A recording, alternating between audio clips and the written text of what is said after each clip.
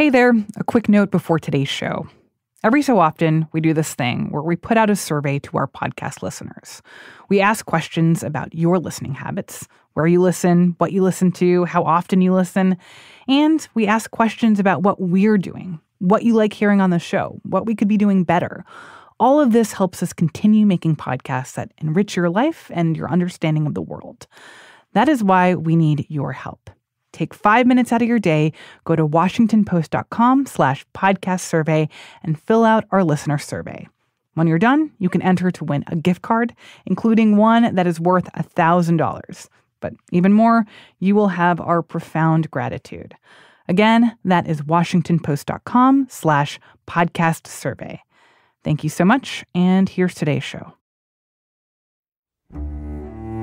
So the courtroom is packed. There are court officers who are walking up and down the aisles, making sure no one even looks at a telephone. On Tuesday morning, my colleague Devlin Barrett was one of many reporters crowded into a New York courtroom waiting for the next witness to be called to the stand. According to him, you could feel the anticipation in the air. And so when she walks in, I think there's some sort of silent version of, well, there she is, here we go. This witness in the hush money trial against former President Donald Trump is a person whose account is at the center of the prosecution's case. Trials are a bit of a roller coaster, and I think for a witness like Stormy Daniels, you know you're about to go on one of the wilder parts of the roller coaster even before she starts talking. Stormy Daniels is the adult film actress whose real name is Stephanie Clifford. She alleges that she had a sexual encounter with Trump back in 2006, and that 10 years later, she was paid hush money to keep her story quiet. That makes her a key witness in this trial, where Trump is charged with 34 counts of falsifying business records related to those alleged hush money payments. And in her testimony on Tuesday, Stormy Daniels revealed details that were explicit and disturbing and could have important consequences for the case. Today, we're going to get into some of those details. From the newsroom of The Washington Post, this is Post Reports. I'm Martine Powers. It's Wednesday, May 8th, and I am talking with Devlin about what happened when Stormy Daniels took the stand.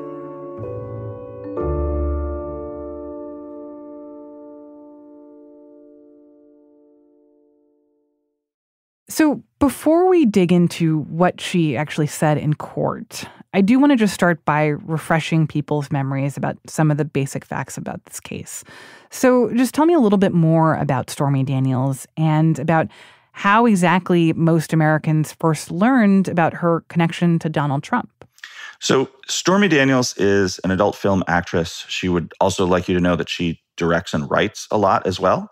And she had I think most of us would use the term one-night stand. Yeah. She says she had a one-night stand with Donald Trump back in 2006.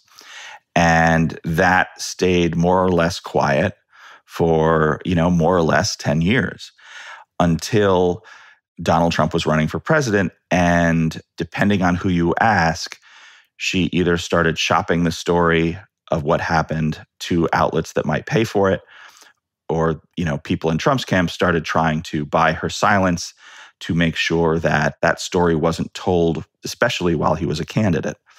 So what happened in October of 2016 is that a lawyer for Stormy Daniels arranges a deal with a lawyer for Donald Trump named Michael Cohen, for which it's essentially a hush money deal. Stormy Daniels is paid $130,000 on the condition that she never talk about what happened or never raise her claims. And it's worth noting, because it becomes important as this trial proceeds, it's worth noting that Donald Trump says nothing happened between them, that they did not have a one-night stand. But at any rate, she is paid $130,000 not to say anything about this in October 2016.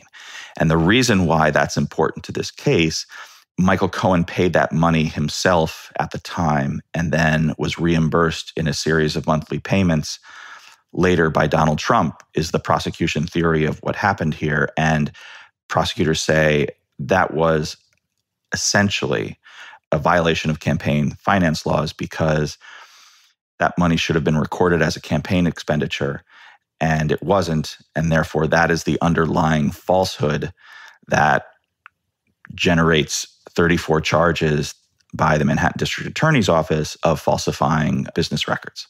Yeah, I think that's what makes this case a little complicated, is that at the center of this is, as you said, this alleged one-night stand, hush money payment, but that the payment itself is not what is on trial here. The alleged one-night stand is not what is on trial here. It's about falsifying business records that allegedly occurred after all of this.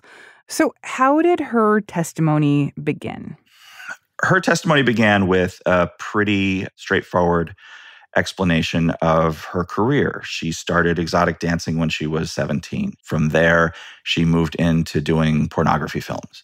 And soon after doing pornography films, she became more of a director as well as an actress. And then they asked her to describe, how she met Donald Trump and what happened that night. And can you describe their meeting? So they met, and there's a photo of this, so I think this part is not really in dispute. They met at a golf event at Lake Tahoe. She was there for her adult film company. He was there, I think, just as one of the celebrities engaged in the golf event. Mm-hmm. And she says Trump's bodyguard reached out to her that evening and invited her to come see Donald Trump for dinner. She eventually said yes. And according to her, she spent about 2 hours talking with him. And then he suddenly, she came out of the bathroom and basically he had started undressing. And then they eventually had sex. And then Stormy Daniels starts to go into a pretty great deal of detail about the sexual encounter.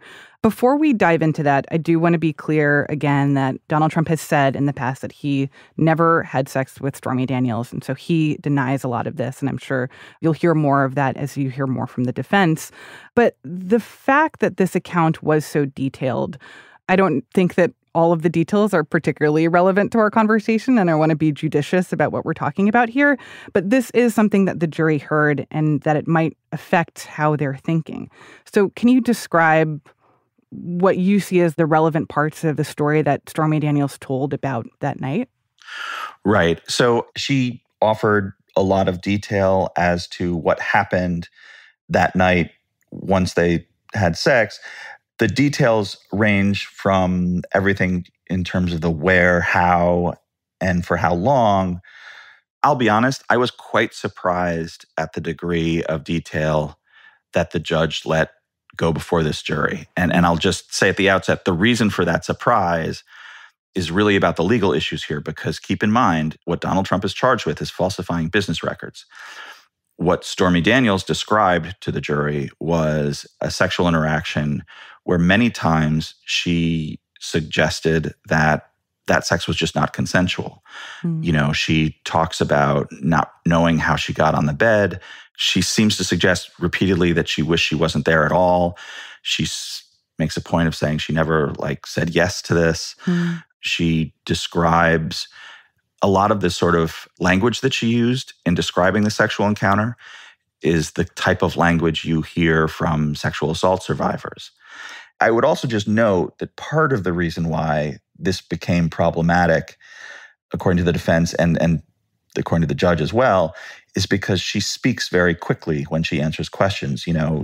What happened over and over in court is she would be asked a question and, she would be just sort of off to the races and just start talking very fast and saying a bunch of things all at once. So much so that the court reporter had to repeatedly ask her to stop and say it again more slowly. And what was her demeanor like when she was describing this sexual encounter? I think in some ways she came across as upset and disturbed and sad and embarrassed. I think that added to the defense concerns that this was all going to end up being very prejudicial against their client. And, one of the legal issues I think it is very important and frankly had come up just with this prosecutor's office as recently as a few weeks ago is there are, court precedents that say you cannot tell a jury about uncharged past, bad conduct, criminal conduct as a way to try to win a conviction of the thing that they are actually charged with. And it sounds like what you're saying is that as you're hearing this, you're wondering, like, will Stormy Daniels' account here and the way that she described this sex that sounded not consensual, that it could pose a problem for prosecutors in the future because she's sort of describing what sounds like it could be a sex crime. Right. There's a few ways to think about it, honestly. One is jurors will hear that account and think Donald Trump is a terrible person and be more likely to convict. The other way they might receive it is they will hear that account and, make some judgments as to, her credibility, but ultimately keep it in sort of a separate compartment in their minds that this is not what we are trying to determine the guilt or innocence of. It's just the backstory of how we get to the alleged financial crimes. And the third way that the judge, the courts may ultimately think about this is, this is just unfair. You don't convict someone of falsifying business records by publicly accusing them of sex crimes. And it's impossible to know which one of those things the jury thinks. And because it's 12 people, they could think a bunch of those things. The defense, I can tell you, was furious about the whole thing and said that the judge had basically allowed the prosecutors to poison the jury against him. And they actually requested a mistrial, correct? Right. A mistrial is when a judge declares that something so inappropriate, improper, and unfair has happened in the course of the case that it can't proceed. So after the lunch break, the defense got up and asked for a mistrial, saying it was extremely prejudicial, extremely unfair. The judge, I thought the judge's answer was very interesting. He denied the request for a mistrial. And if I could just take a step back for a minute, defense lawyers often ask for mistrials in the course of a trial, and they rarely get that granted. It's extremely unusual for a defense request mid-trial to be granted for a mistrial, but it can happen. I've seen it happen, frankly, with legal issues and witness issues that feel like less than this one. So in this case, I wasn't particularly surprised that Judge Merchan denied their request for a mistrial. But in doing so, he said a couple things I thought were important. One, he said, I told the prosecutors before this started to be careful and not go into too much detail. And they went into too much detail, essentially, the judge said. That's not a great look, to be honest, for the judge, but trials aren't perfectly clean things. You can't actually script what happens in a trial. But the other thing he said, which I thought was interesting, is he basically blamed the defense in part for not objecting more during the course of the testimony. And as an observer in court, I thought the defense objected quite a bit. They did not object at every single turn, but it was also clear as it was happening that the judge was going to let them do this after telling them not to. Like, one of the oddest parts of this, as she's starting to tell this story, the judge said to the prosecutors, you're really going into too much detail here. You've got to just stick to the basic facts. Do not get bogged down in a lot of in the weeds details. The prosecutor said, yes, Your Honor, and then immediately proceeded to get Stormy Daniels to talk about which hair care products Trump had in his bathroom that night. Pert Plus is the answer, by the way. And why did they do that? Why did they want that level of detail? Like, what do you think the prosecutors were going for? I think, taking prosecutors at face value, I think they want that level of detail because they want to show that she is telling the truth. That at the heart of this payment of $130,000, what the prosecutors are really trying to tell the jury in, bald terms is you don't pay $130,000 to cover up a lie. And so I think that is the core of what the prosecutors are trying to present here. And obviously the judge ultimately decided that this wasn't a catastrophic outcome. Yeah. And so, as you said, one of the concerns about how Stormy Daniels' testimony could play out poorly for the prosecution is the possibility that the judge could declare a mistrial, but also the possibility that any conviction could be appealed. Like, can you talk about why this now creates potential questions for the future if Trump is convicted in this case? I think there's always been an expectation that if Trump is convicted in this case, he is likely to appeal his conviction. The vast majority of appeals are not successful. This issue of Daniels' testimony, the degree of detail in it, and the way she describes that sexual encounter does give them, the Trump legal team, some material to work with in an appeal. And we just saw, and I say that because we just saw in the Harvey Weinstein case, a very high-profile conviction tossed out for an issue similar to this.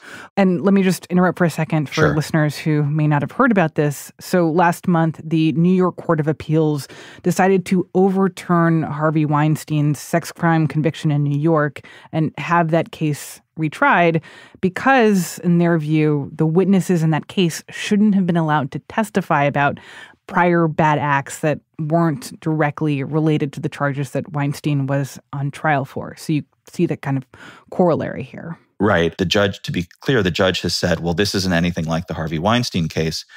I'm not sure the appeals court will agree with that in the final tally.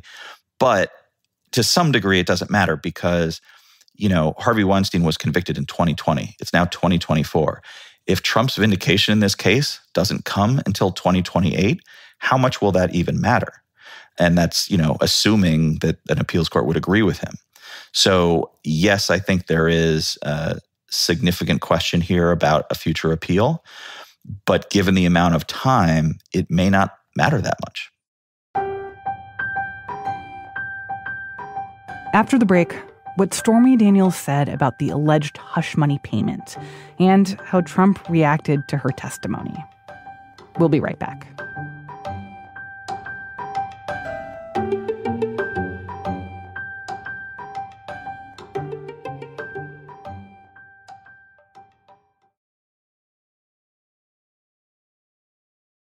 So, Devlin, given the fact that, as you said, this is a case that is ultimately about a financial transaction and the documentation of that transaction, I do want to talk about the part of Stormy Daniels' testimony about the hush money payment itself, how that came about, how she experienced it, what did she say about this alleged $130,000 payment? Right. So she describes the event itself happens in 2006.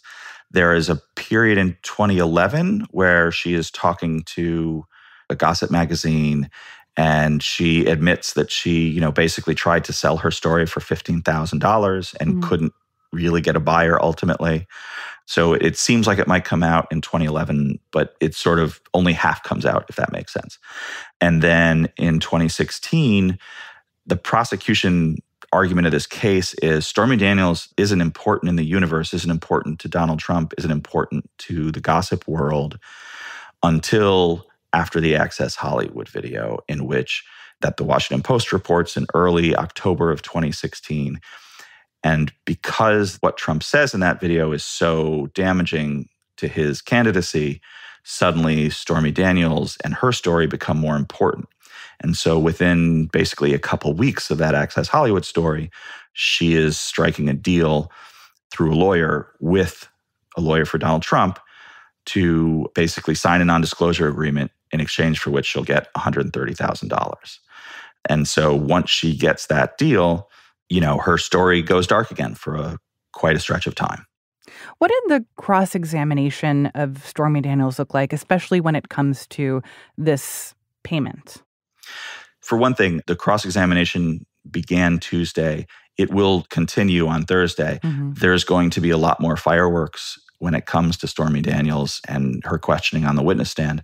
But so far, what we've seen is a very intense, very heated back and forth between Stormy Daniels and Trump's lawyer, Susan Necheles, who has really tried to hit the point over and over and over again in many different ways that her suggestion to the jury is that Stormy Daniels basically may have met Donald Trump once, but when she tried to sell that story without sex involved, she couldn't. So she sort of layered on a story about sex long after the fact to try and get paid for it. And that she is basically not an honest person, according to the defense lawyer, who is willing to tell lies for money. And it seems like that is going to be a big question when it comes to what the jurors believe, right? That I think we do oftentimes treat with skepticism accounts from people who are being paid for their story, or they have a financial incentive to embellish or fabricate parts of their story. And that, like, with that in mind, are these jurors going to believe Stormy Daniels and her explanation of what happened? And will this level of detail that she described, like, be successful in convincing them that this was in fact real? Right. Those are the big questions of this trial and the questions that the jury will have to answer. I still think there's a weird component of this because we talk about, the sort of complicated legal and factual architecture of this case. I still think there's a world in which the jury could, one, not particularly care or come to a conclusion together about the Stormy Daniels and Donald Trump night, and two, still come to a very simple and straightforward decision and verdict on the falsification of business records. I don't think you ultimately need necessarily all of this stuff about that night to still get a conviction. I understand why prosecutors think it helps them to get a conviction, but I don't think it's necessary, if that makes sense. Mm-hmm. And so I do think, like, one of the ways in which her testimony, I think, is both important and risky, if that makes sense, is that I have seen from time to time juries decide that they are so turned off, disgusted, fed up with all the witnesses in a case that they just vote for acquittal. It doesn't happen very often. Most criminal trials end in guilty verdicts. But I have seen instances where a jury becomes so fed up, essentially, with trying to kind of parse through all the details of things that they don't want to hear about. These people are awful, right? Mm-hmm. These people are awful, a pox on all their houses, essentially. Mm-hmm. And so I do see that happen. That does seem to be, I think, the broad brush strategy that the defense is trying to use here, to say that all of these people that the government wants you to believe are bad people. And that's not the way to build a case. Again, doesn't work most of the time. It does work sometimes. One last thing I want to ask about from what happened in the courtroom on Tuesday. We learned that there was a moment where the judge was concerned about witness intimidation from Trump himself in terms of how he was reacting to Stormy Daniels' testimony. Can you describe what happened there? Yeah, I think that was a pretty important and significant moment because, one of the things that all the reporters are looking for is the degree to which Donald Trump may act out in court itself. Having covered a previous trial of his where he did a lot of that did not go well for him. And he's already had this judge in this trial find him in contempt of court for 10 different public statements he's made. This judge has warned Donald Trump that he may put him in jail if he keeps doing that. So all of that is the lead up to what happened when Stormy Daniels is on the witness stand and the judge pulled Trump's lawyer up to the bench and said, look, I need you to talk to your client because your client is audibly cursing and making faces while she's testifying.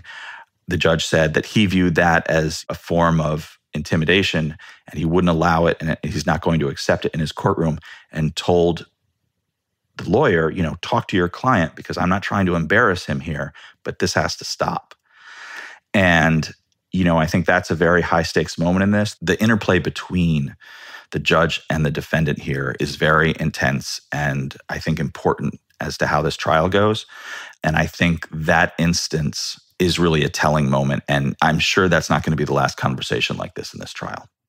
I think going into this trial, we've talked a lot about how this one was, whatever you call it, the runt of the litter, right? That compared with the other criminal charges against Trump, that it was potentially the weakest case and in some ways the most complicated or maybe hard for a regular person to understand. From what you've heard so far, and especially with this testimony from Stormy Daniels, which I think in part because it is about sex, people are paying attention to. Do you think the power of this case has been underestimated? You're not going to love this answer, but I really don't know. I think this case is very important. It is the first time a former U.S. president has gone on trial. He is the presumptive GOP nominee, and he is, the judge has told him to his face, I may have to put you in jail if you can't stop talking about the witnesses. The stakes in all this are incredibly high. This trial, by its mere existence, was always going to be very important. And because it ended up going first of all of the indictments Trump has been hit with, of the 4 indictments, it assumes a place of great importance in whatever happens in 2024, whatever happens with the presidential race, and just whatever happens in the country writ large. I don't think the basic facts and premise of this case have changed because it's on trial. I think Trump being on trial, by definition, makes it important. Devlin, thank you so much for explaining all this. Thanks for having me. Devlin Barrett covers law enforcement for The Post. And of course, as the trial continues, Devlin and many of our other colleagues will be covering all of the developments. If you want to stay up to date with the latest, The Post has an excellent newsletter focused on this trial and the other criminal cases against Donald Trump. It's called The Trump Trials, and it is very easy to subscribe. You'll find a link in today's show notes and at postreports.com.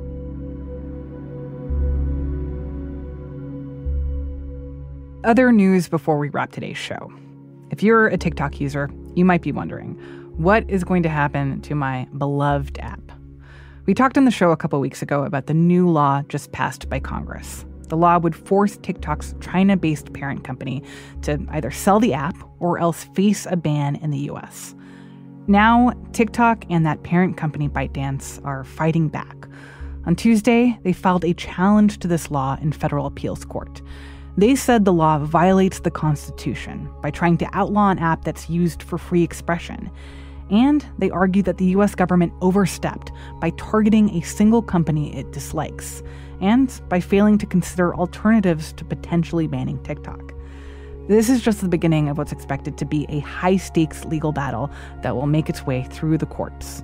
But any ban on TikTok in the U.S. wouldn't happen for many months or possibly years.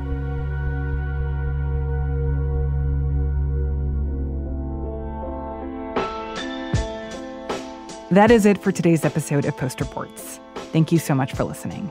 And don't forget, we would love if you could take our listener survey. You can find it at washingtonpost.com/podcast survey. Today's show was produced and mixed by Ted Muldoon. It was edited by Lucy Perkins. I'm Martine Powers. We'll be back tomorrow with more stories from the Washington Post.